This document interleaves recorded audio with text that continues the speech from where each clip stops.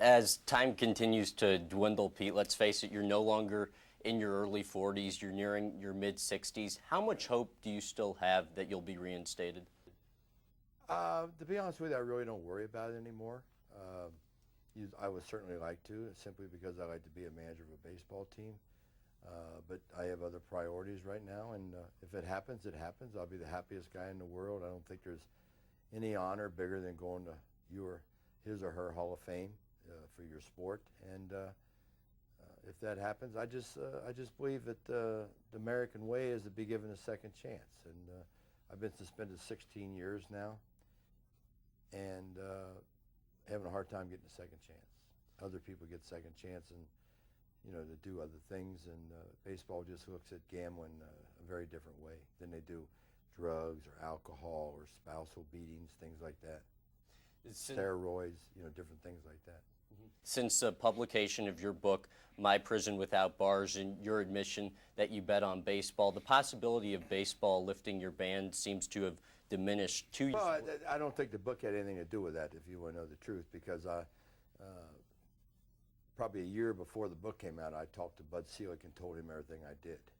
So when Bud Selig read my book, if he did, it wasn't something that he didn't know. Okay, it was something you didn't know, or something that he didn't know, or something that the public didn't know. But I remember when I had my first discussion with Bud Selig, I thanked him for giving me an opportunity to take this load off my shoulders. And I said, if you want to have a press conference tomorrow or next week or next month, and I'll tell the world the same thing I told you, he said, that's not necessary. You told the right guy. And that was, see, I wish I could sit here and tell you tonight that in 1991 or 1992, if I was given the opportunity to admit what I did, I would have admitted it. I don't know. All I know is the first opportunity I got to talk to the commissioner of baseball, sure, I could have told Jim Gray, I could have told Bob Costas, I could have told Jim Rome. That's not going to help me, because my faith is in the hands of the commissioner of baseball. And the first time that I ever met the commissioner of baseball is when I made the All-Century team in Atlanta. And he congratulated me for making the team. And then we had the most memorable moments in San Francisco. And I think when I got the biggest ovation on both those events, baseball kind of figured out, well, maybe this guy is popular. And that's when they give me the meetings that I had. I had a couple meetings with Bud Selig.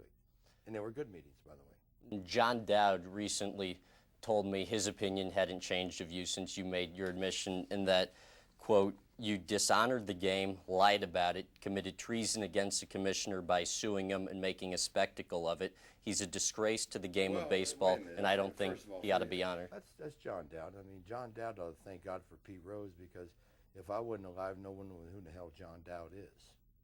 Okay, now, and to be honest with you, I don't ever remember suing the commissioner of baseball, so I don't know where he got that at. Okay, a lot of people have told me I should sue baseball for not having the opportunity to do something that I do for a living. That's baseball. But as most other times, John Dowd's wrong in his evaluations. You must have interviewed him on one of his bad nights, one of his drinking nights. Do you think you should sue baseball based on no, the advice I'm not worried you got about from it. I other just people? told you 5 minutes ago I'm not worried about that. I don't go to bed every night worried about getting back into baseball. I said I'd be the happiest guy if I ever did. But John Dowd is like a lot of other people in this country, that I'm the only guy that's not given a second chance. Okay, all I heard for 15 years when I was suspended, if I admit that I did wrong, everything would be hunky-dory. Well, all of a sudden you admit what you did was wrong, and it was wrong. I made a mistake. Now they say, we'll keep him out of baseball. Don't let him do this. Don't let him do that. So it's just there's too many people with the wrong opinions about the whole case. And I don't ever want to talk about it, but they keep talking about it. They keep bringing it up. Okay, like you're talking about it right now. It happened in 1989. I was suspended. Okay, that's 17 years ago. Let's get over it. It's time to go on to the next step. The late Commissioner Bart Giamatti, as you said in your book, said you needed to show a redirected, reconfigured, or rehabilitated life to be reinstated. What does that mean? I'll tell you what I said about that is, obviously be very selective of people you hang around with, which I am. Do no more illegal gambling, which I do not do. Okay, so whatever the commissioner, the late commissioner told me to do, I've done it. I've done it. So the terminology was reconfigure your life. Okay, so reconfigure your life based on getting suspended for hanging around with undesirables and making illegal bets with bookmakers. Okay, not betting on baseball. All the years I was suspended, it wasn't for betting on baseball, because the thing from the commissioner says there's no finding that Pete Rose bet on baseball.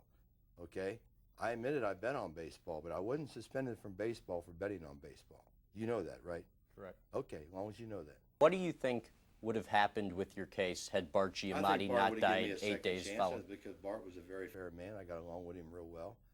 You know, I had several conversations about the game of baseball with Bart Giamatti. You think he would have given you a second chance? Absolutely. Faye Vincent has said that would be bogus. John Down has said that would be bogus. Well, or even Bart Giamatti's widow has said she's opposed. You know, God bless her, and you know, I never met her. I never met her. I know, all I know is her son's a hell of an actor. Paul Giamatti's a great actor, and I hope he gets the supporting actor of the year for Cinderella Man.